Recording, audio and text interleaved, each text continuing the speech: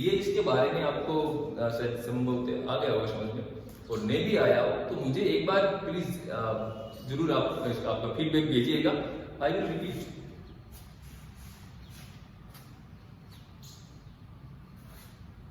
अब नेक्स्ट जो हम लेंगे उसके बारे में बताएंगे कि क्या मैकेनिज्म है पुष्प के अंदर। आपका एक मैकेनिज्म होता है। देखिए, प्रकृति ने अधिकतर पुष्प को क्या बनाया था, ऑटोगेमिक बनाया था। लेकिन धीरे धीरे क्या हुआ, कालांतर में इस तरह का विकास हुआ।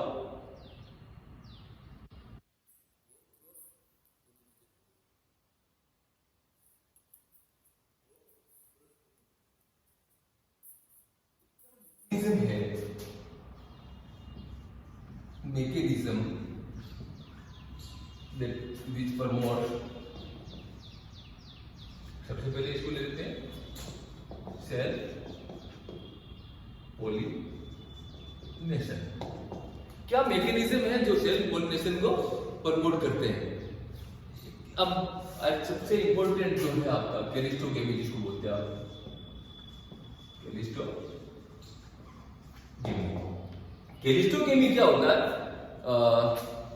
Flower don't open at all, पौधा का जो पुष्प है वो खिलता ही नहीं है। और इसका उदाहरण क्या है, some varieties of wheat, barley and oat. Okay, दूसरा है chestnut. Flower open but after pollination. Flowers जो है ओपन तो होते हैं लेकिन आफ्टर पोलिनेशन के बाद में होते हैं। इसके उदाहरण भी वही, उसमें कुछ वेराइटीज था, इसमें बीज आ गया पूरा आपका बार्ले ओट, एक इसमें राइस एड हो गया, चावल में धान की पेटी बोलते हैं वो उसमें एड हो गया। एक तीसरा आता है होमोगेमी। होमोगेमी में क्या आता है, मैच्योरेशन ऑफ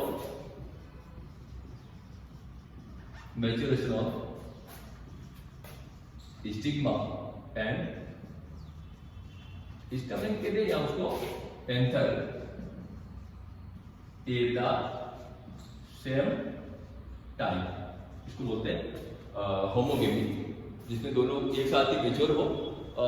चौथा है जैसे इन टोमेटो ब्रिंजल में क्या होता है, जो ये स्टिग्मा है वो एंथर के द्वारा घिरे रहते हैं, जिससे दूसरे पौधे के पोलन ग्रेन्स के ऊपर आके गिर नहीं सकते हैं। चौथा है जैसे सेपल और पेटल्स होते हैं ना, वो इसके एंड्रोसियम और गाइनोसियम को कवर अप रखते हैं, जैसे कैलिक्स एंड पेरोला या सेपल एंड पेटल्स या some part of the flower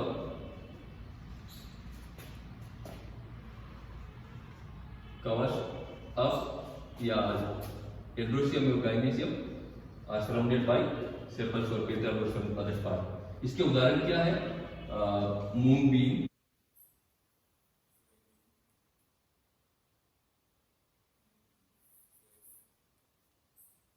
अंदर होता है, सोयाबीन के अंदर होता है। तो इसका उदाहरण है आपका उड़द भी हो गया है, और ग्राम है सॉरी इसके अंदर उड़द और एक होता है ग्राम। पांचवी कंडीशन क्या होती है, पांचवी कंडीशन ये होती है कि जब स्टिग्मा गो थ्रू या इलंगेट थ्रू द स्टिमिनल कोलम के थ्रू स्टिग्मा गुजरता है। तो नेचुरल सी बात है, कोलम बना हुआ है, उसमें से जब स्टिग्मा गुजरेगा मैच्योर स्टिग्मा, तो उसको क्या होगा, सेल पॉलिनेशन को बढ़ाते हैं। ये 5 फैक्टर है जो क्या करते हैं, सेल पॉलिनेशन को बढ़ाते हैं। इसके मैकेनिज्म से सेल पॉलिनेशन तो होगा ही होगा इनके अंदर, तो इनको फेवर करते हैं हर्मेफ्रोडाइट कंडीशन में।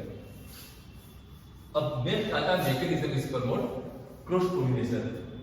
दो मैकेनिज्म जो क्रॉस पोलिनेशन को प्रमोट करते हैं आप उनकी चर्चा करेंगे। जो क्रॉस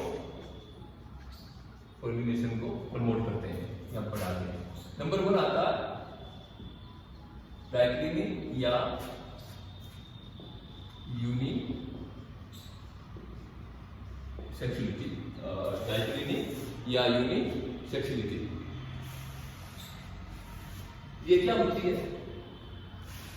वे कंडीशन जब उसके अंदर आइदर मोनोसियस होगा या डायोसिस, जैसा हमने पहले चर्चा कर ली कि जब स्टिमिनेट और पिस्टिलेट जो फ्लावर है वो अलग अलग पौधों पे पाया जाता हो, हर्माफ्रोडाइट फ्लावर नहीं हो, तो उस कंडीशन को क्या बोलेंगे? डाइक्लिनिक या यूनी, एक ही सेक्स उसके अंदर पाया जाता हो। अगर जब डिफरेंट पौधे पे पाया जाता हो उसको आप बोलेंगे डायोसिस। क्या बोलेंगे? डायोसिस। When staminate and pistillate flower are present on the different plant, it is known as dioecious. जब अलग अलग, जैसे आपका डेट पाम हो गया, स्पिनेट हो गया, पपाया को भी इसमें उदाहरण दे दिया गया, एक हेम्प हो गया, तो ये इसके उदाहरण है। दूसरा होता है मोनोसिम। मोनोसिम क्या होता है? जैसे आपने पहले बचा जो मेज है, केस्टर है, कोकोनट है, उसको बनाना है, स्क्वेश है, उनकी चर्चा की थी, तो वो ये कंडीशन आ गई।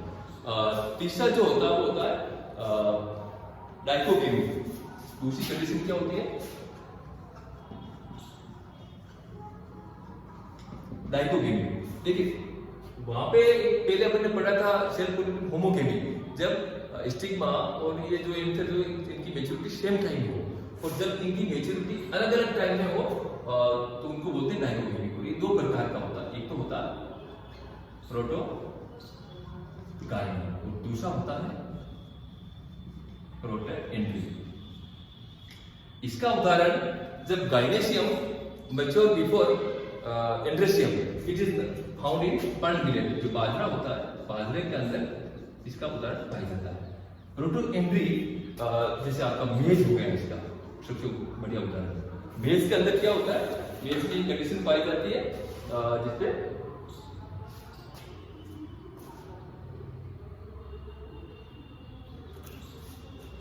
प्रोटोएंड्री होता है। तीसरा होता है जैसे इन ल्यूशन का मतलब अल्फा अल्फा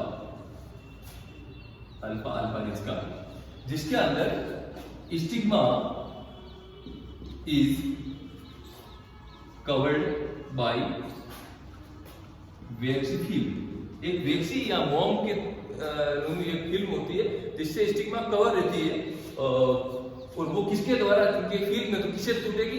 जब इंसेक्ट उसके अंदर इंसर्ट करेगा, निडल नुमा जो उसका शकिंग पार्ट होता है, और उससे वो, तो ये उसके लिए एक कंडीशन बन जाती है जिससे क्रॉस पोलिनेशन आप। इसके अलावा क्या नंबर चौथा क्या है? कॉम्बिनेशन ऑफ अबो मैकेनिज्म जब एक साथ आ जाते हैं, एक साथ किसका आता है? मोनोसियस। मेज is the example of monoecious. उसके बाद में भी वो क्या प्रोटोएंड्री भी है। तो ये दोनों मैकेनिज्म एक साथ में आ जाते हैं किसी पौधे के अंदर, तो अल्टीमेटली क्या करेगा? क्रॉस पोलिनेशन को फेवर करेगा। नंबर 5 इंपॉर्टेंट है सेल्फ इन कंपैटिबिलिटी। सब एनिसिस का देखिए क्या दो कंडीशन आती है, एक वो छठा है इसके अंदर मेल स्टेरिलिटी। मेल स्टेरिलिटी में पहले मेल स्टेरिलिटी बता दें आपको, absence of functional male gamete in hermaphrodite flower. जैसे बाइसेक्सुअल फ्लावर है लेकिन उसमें मेल जो गैमेट है वो फंक्शनल नहीं है, उसको तो बोल दिया आपने मेल स्टेरिलिटी। अगर मेल गैमेट फंक्शनल नहीं है तो अल्टीमेटली दूसरे मेल गैमेट आके इसको फर्टिलाइज करेंगे। नेक्स्ट सेल्फ इनकम्पैटिबिलिटी क्या होता है? Male gamete of the same flower is functional normally but they have no ability to fertilize the same same जो उसका एक सेल है उसको फर्टिलाइज करने में असमर्थ रहते हैं, तो उसको बोलते हैं सेल्फ इनकम्पैटिबिलिटी। इसका डिटेल हम नेक्स्ट, अभी वीडियो शायद काफी लंबा हो रहा है, तो नेक्स्ट जो चैप्टर है इसी का लेंगे, सेल्फ इनकम्पैटिबिलिटी और मेल स्टेरिलिटी। डिटेल में पढ़ाएंगे। इसमें तो मेल गैमेट फंक्शन होता है, लेकिन उसी पुष्प का जो गाइनेशियम होता है, उसी पुष्प की एक सेल है, उसको फर्टिलाइज नहीं कर पाता है। उसकी की 3-4 कंडीशन है। आइदर पहली बार पोलिनेशन नहीं होगा, अगर होगा तो जर्मिनेट नहीं होगा, जर्मिनेट होगा तो पोलन ट्यूब का निर्माण नहीं होगा, पोलन ट्यूब का निर्माण होगा तो एंट्री नहीं कर पाएगा, एंट्री भी कर ली तो फर्टिलाइजेशन हो गया तो जाइगोट का निर्माण नहीं होगा, हो भी गया तो आगे एम्ब्रियो नहीं बनेगा।